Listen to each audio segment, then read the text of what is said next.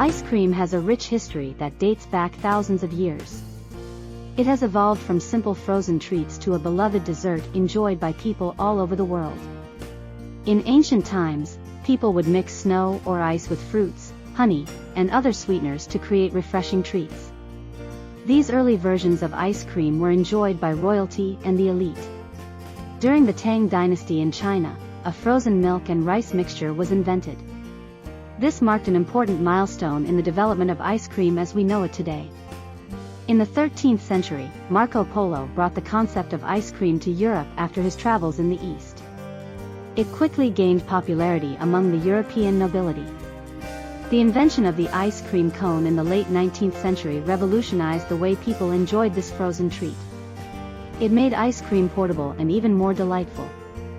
In the early 20th century, ice cream parlors became popular gathering places for people of all ages.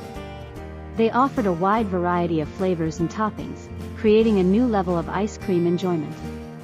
Today, ice cream continues to be a beloved dessert enjoyed by people of all cultures.